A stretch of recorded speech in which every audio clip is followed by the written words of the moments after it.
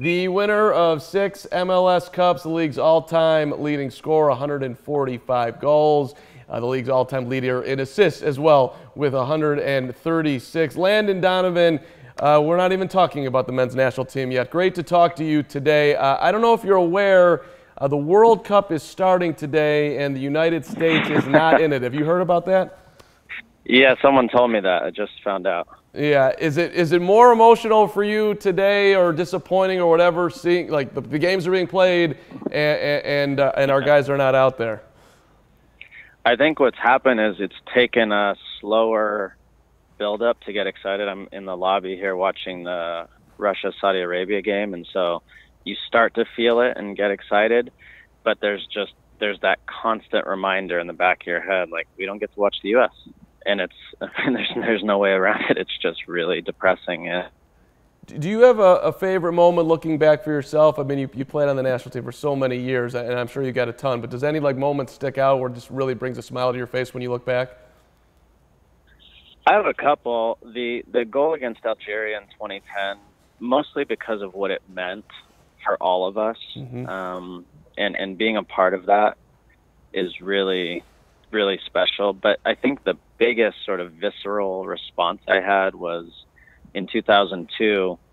I walked down the tunnel in South Korea for my first World Cup game, and I was next to Marcus Beasley, who I had been with for 4 years in the youth national team. So we were sort of the only two young kids on the team. And as we peeked out and saw the crowd before warm-ups, we looked at each other and just had this moment of, can you believe we got here, right? A kid from Fort Wayne, Indiana, DeMarcus, and myself from Redlands, California, two not huge towns where you would never expect two kids like us to come out of and be playing in a World Cup. So it was a pretty cool moment that had nothing to do with what happened on the field. Yeah, that's a sweet, sweet memory. You're the only American that's got both 50 goals and 50 assists for the U.S. And I guess people look at Christian Pulisic. Could he pass you, and how would you feel about that down the line? Because he's obviously a tremendous talent as well. Do you want to hold on to your mantle and say I'm the best U.S. player of all time? Well, one, yes, he absolutely can and has abundant potential to do it. He's much further along at that age than I was, so I would, I don't want to say it's inevitable, but I think it's highly likely. Two, my ego says yes, of course I want to hold on to all those records, but if I really care about U.S. soccer, which I do, I've dedicated my life to it, if people aren't surpassing that and breaking that, that's not a good thing, right? So we want people like Christian Pulisic succeeding and doing well and taking us to new heights. Otherwise, we're going backwards, and that's not what we want. What do you think the number one reason is the U.S. is not in the World Cup this year? Oof. It's hard to say, because I really believe that it's a number of different things that contributed. So I guess the biggest thing that comes to my mind is a little bit of complacency and expectation that it would just happen. And in the end, we have rarely, and I can't remember the last time we went through a World Cup cycle where we lost 3 games. We played 10 games in the final round, and we lost 3. Actually, maybe we lost more. We lost at least 3 games. Right. And if you do that, you're not going to qualify. And that's the reality. So any way you slice it, it's inexcusable to not qualify for a World Cup. It's one thing if you don't finish first in the CONCACAF qualifying, or you don't finish second, but to not finish at least in the top 4 is inexcusable. And there are many deeper issues beneath that, which will get fixed going forward. But I think it was probably a little bit complacency and just expecting that we were going to be awarded a spot in the World Cup. And you're so involved in it, and it means so much to you. And you mentioned going forward, like what's number 1, number 2, or whatever, something you're going to recommend, or you would recommend, and how to move forward, make things, make this not happen again.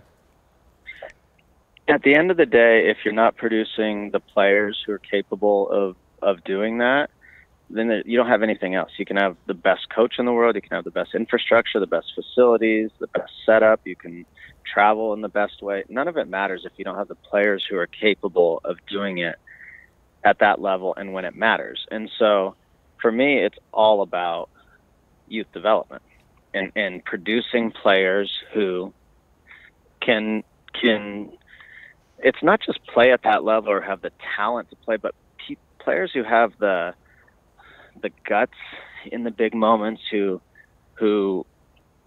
it means something to them in a real way, who have the passion and the desire and the determination to get into a game like the last game against Trinidad and say, I don't care what happens, we're not losing today.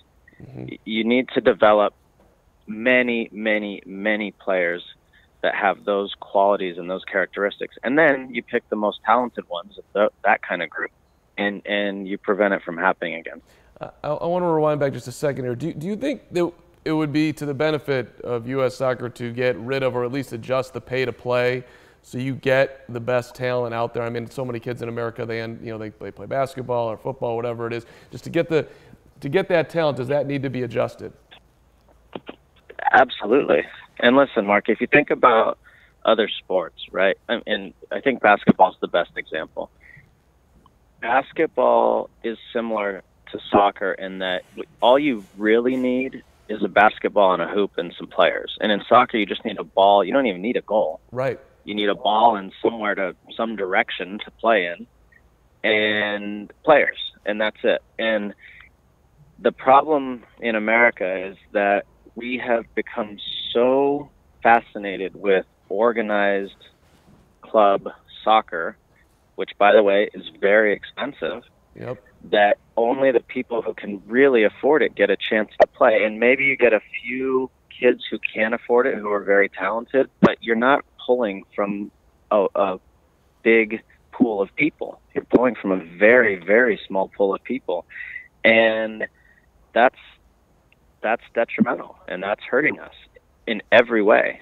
And so while a few clubs and directors and coaches are living happy, cush lifestyles, right, U.S. soccer's suffering as a whole. And so the emphasis needs to change. I think one of the biggest ways we can change it is to get rid of this emphasis on winning at all costs at every age, because winning at all costs means you're focused on getting the best player at that age. Doesn't matter if they have real potential to be a real player one day. It might just be the tallest kid or the fastest girl or the best in that moment. And we need to put the emphasis on true development of players and people. And that's how you change it. Now, again, much easier said than done, because that would mean many people's livelihoods changing dramatically. Yep. Because they wouldn't be getting paid, as handsomely as they are now. But if we really care about soccer in the U.S., then that has to happen. I mean, I was going to ask you, Landon, should coaches of youth soccer get paid? And you're asking them, obviously, to spend a ton of time. And they also need to be licensed, which a lot of them, maybe you lose some of the best coaches, the most dedicated people, because they haven't gone through all that process. So maybe you're losing out from a coaching standpoint, some people that should be involved. No question. But, of course, people should be compensated, right? If you are working and you're doing a job, of course you should be compensated. There's no question. Can they find a better model than charging $3,000 or $4,000 or $5,000 a year per kid to play on a club team? I would think so. Now, again, a lot of people who are directors of coaching or run clubs are probably going to say, Landon, you're an idiot. You don't get it. You don't understand how the economics work. And maybe they're right. But I have to imagine there's a better way than saying only people who can afford $3,000 a year for their kid to play are the ones who can play. I think there has to be a better way. Right. And you've said many times that you want the MLS to do more as well, correct?